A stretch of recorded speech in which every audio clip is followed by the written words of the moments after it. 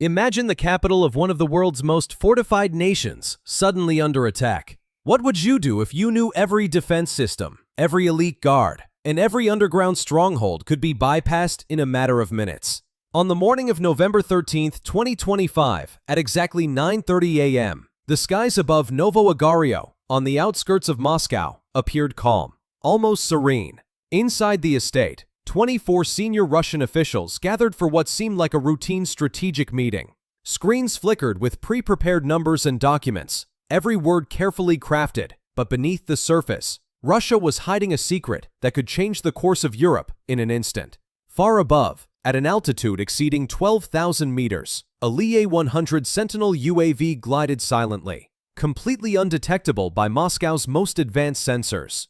Its radar sliced through the city like an X-ray, mapping structures, thermal patterns, and electromagnetic signatures with pinpoint accuracy. In a single pass, it gathered 2.7 terabytes of data, revealing a secret that even Ukraine's hardened analysts struggled to comprehend. Beneath Novo Agario lay a network of tunnels spanning nearly 38 hectares, reinforced with blast-resistant concrete and fiber optic lines, built to survive a 20-kiloton detonation. A 4.2-kilometer tunnel led directly into Metro 2, lined with nuclear scenario simulation servers and command capsules designed for strategic missile authorization. A tactical nuclear deployment chamber pointed straight at Ukraine. The AI reviewing the scan triggered a rare alert. Level 9 strategic strike chain detected.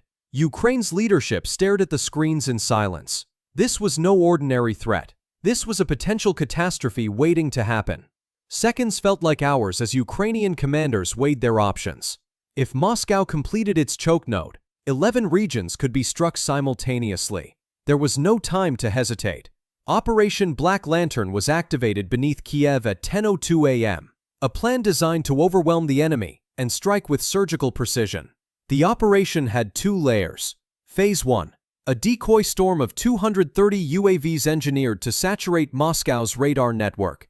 Each drone carried a modest 30 to 50 kilograms warhead, enough to appear minor yet inflict real damage. Phase 2, the real spearhead. 20 upgraded MiG-29s outfitted with stealth coatings, infrared dampening systems, and Kh-31P long-range strike missiles.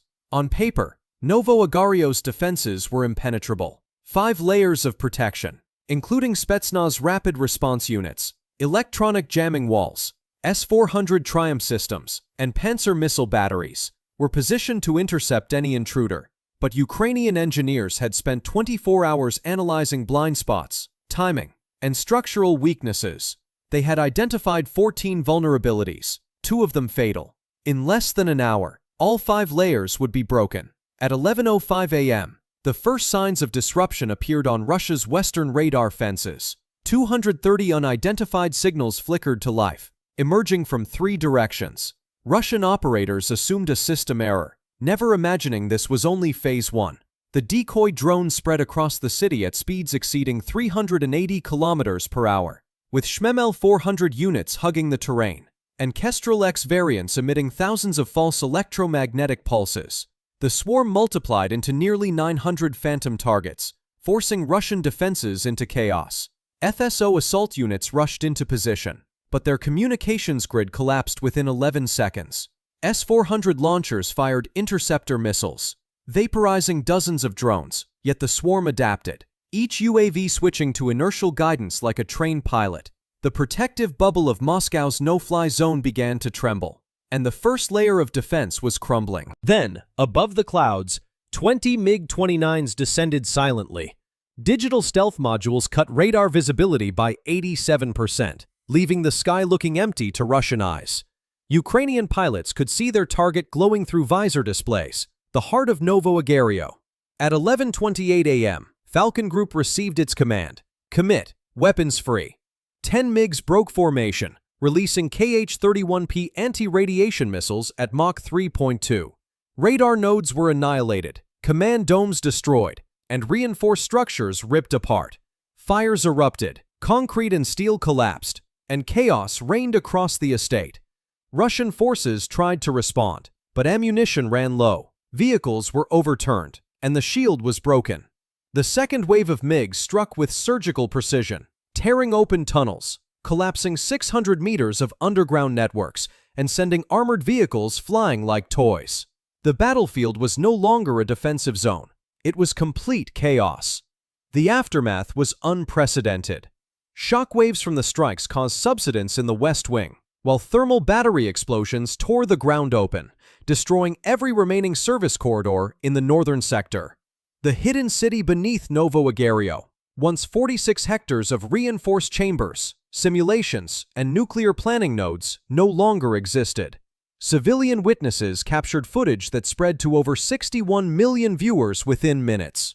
Ukrainian intelligence quietly reported success to Allied channels. Metro 2 deactivated. Russia's secret strike capabilities had vanished in a single morning of fire. The consequences extended far beyond the estate's ruins. Moscow's aura of invincibility shattered. Diplomats whispered of a geopolitical earthquake, and intelligence agencies worldwide scrambled to reassess what they knew about the Kremlin's internal architecture. For Ukraine, the message was clear. Victory wasn't about overwhelming power, but about precision, intelligence, and timing. The dark that hid Russia's weapons had become Ukraine's battlefield. Novo Agario fell, not because of brute force, but because Ukraine knew exactly where and how to strike. The Kremlin's tunnels, nuclear planning nodes, and strategic infrastructure were gone, and with them, any certainty of acting without consequence. The war had reached the gates of power, and the gates had failed.